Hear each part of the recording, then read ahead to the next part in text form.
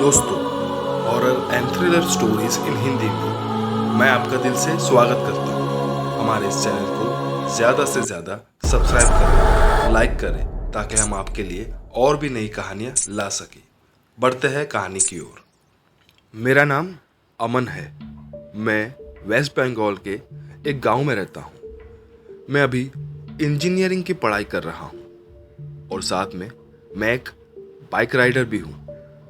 मैं अक्सर वीकेंड पे अपनी बाइक लेकर लॉन्ग राइड पे चला जाता हूँ। एक दिन मेरे साथ कुछ ऐसी घटना हुई जिसे आज भी सोचता हूँ तो मैं अंदर से कांप जाता हूँ। 1 साल पहले की बात है। मैं बाइक लेकर कोलकाता लॉन्ग राइड पे गया था। रास्ता 3 दिन का था, इसलिए मुझे पहले से ही होटल बुक करनी पड़ती थी। मैंने निकलते वक्त खाना तो खाया था, पर कुछ घंटों में ही बाइक राइड के बाद रास्ते में मुझे भूख लगने लगी। मैंने अपनी बाइक को साइड में पार्क किया और पास के नाश्ते की दुकान में रोटी और आलू की सब्जी खा ली। आगे हाईवे का रास्ता बंद था, तो मैंने कच्चा रास्ता ले लिया। बाइक थोड़ी धीरे धीरे चला रहा था, रास्ता ठीक नहीं था। करीब रात के 10 बजे होंगे कि अचानक मेरे पेट में दर्द होने लगा।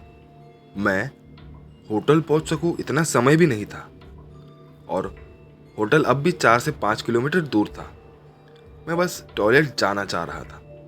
रास्ता एकदम खाली था और अंधेरे में कुछ ठीक से दिखाई भी नहीं दे रहा था। थोड़ा और आगे गया तो मुझे एक शौचालय दिखा।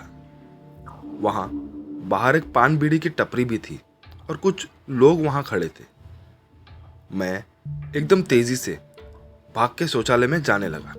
वहां के लोग मुझे कुछ अजीब से लग रहे थे और वो लोग मुझे एकदम अजीब निगाहों से देख रहे थे। मैंने उन पर इतना ध्यान नहीं दिया और अंदर चला गया। मैं बस अपना काम करने के लिए बैठ गया। थोड़ी देर में मुझे पायल की आवाज सुनाई दी। मुझे अजीब सा लगा। मर्दों के शौचालय में औरत का क्या काम भला। उसी समय वहां की लाइट चालू बंद होने लगी। दिन गर्मियों के थे, पर उस शौचालय में मुझे बहुत ज्यादा ठंड लगने लगी। शरीर के रोंगटे खड़े हो गए और अब डर लगने लगा। फिर अचानक किसी औरत की गुनगुनाने की आवाज आई। मैंने जोर से चिल्ला के कहा, कौन है वहां? ये मर्दों का शौचालय है। अगर कोई मजाक कर रहा है तो बाहर निकल के छोड़ूंगा नहीं। फिर कुछ देर तक कोई आवाज नहीं आई। माहौल एकदम शांत हो गया। मैं जल्दी से बाहर निकलने की कोशिश कर रहा था, लेकिन टॉयलेट का दरवाजा खुल ही नहीं रहा था। मैंने चौकीदार का आवाज लगाई तो उसने कहा, साहब, बाहर का दरवाजा तो खुला है, आप थोड़ा धक्का लगाओ। मैंने धक्का दिया तो दरवाजा खुल गया। मैंने उसे पैसे दिए और बाहर निकल ही रहा था कि फिर से मेरे पेट में दर्द होने लगा। मुझे वापस उस खतरनाक टॉयलेट में नहीं जाना था, लेकिन मेरे पास कोई और चारा भी तो नहीं था। मैं मजबूरन फिर अंदर गया। इस बार मैं फिर से बैठा। बस 2 से 3 मिनट हुई होगी कि फिर लाइट चालू बंद होने लगी और मुझे फिर से वही ठंड लगने लगी। उसी समय फिर से मुझे पायल की आवाज सुनाई दी। टॉयलेट का दरवाजा साइड से थोड़ा टूटा हुआ था। मैंने बस वहीं से झांका। मैंने देखा कि बाहर एक औरत टहल रही है। अब तो मैं एकदम समझ गया कि यहाँ कुछ तो गड़बड़ है। अब बाहर निकलने में भी मुझे डर लगना था। अचानक किसी ने जोर से दरवाजा ठोका। मैंने कोई जवाब नहीं दिया, चुपचाप वहां बैठा रहा। मेरा शरीर कांप रहा था। अचानक बाहर से उस औरत ने अजीब सी डरावनी आवाज में मेरा नाम लेते हुए कहा, अमन, तुम्हारी खुशबू मुझे यहां खींच लाई है। बाहर आओ अमन, डरो मत। फिर कुछ देर वो चुप हो गई। फिर उसने कहा, आओगे या मैं अंदर आऊं? मुझसे बात करो अमन, मैं एकदम अकेली हूं। और हंसने लगी। मैं समझ गया कि आज शायद मैं मारा जाऊंगा।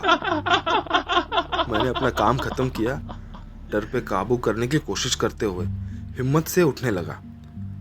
तब मुझे लगा कि मेरे कंधा एकदम भारी हो गया है, जैसे कोई मेरे कंधों पे बैठा हो। मैं उठ ही नहीं पा रहा था। मैंने अपनी पूरी ताकत लगा के खड़ा हो गया और दरवाजा खोला, बाहर निकला, आसपास देखा तो कोई दिखाई ही नहीं दिया। सारी लाइट बंद थी। फिर अचानक एक छोटा सा बल्ब जला और मैंने देखा कि औरत मेरे बिल्कुल सामने खड़ी है।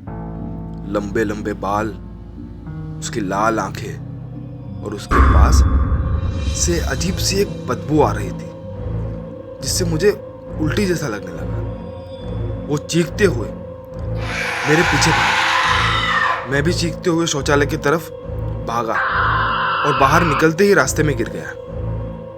मुझे घबराता हुआ देख के लोगों ने मुझे उठाया और पूछा, क्या हुआ भाई? मैंने कहा, वहां चुड़ैल है उस शौचालय में। वो आदमी मुझ पर हंसने लगा, बोला, अरे भाई एक बार पीछे देखो तो सही, वहां कोई शौचालय नहीं है। मैंने पीछे मुड़ के देखा तो वहां एक पुराना टूटा सा घर था।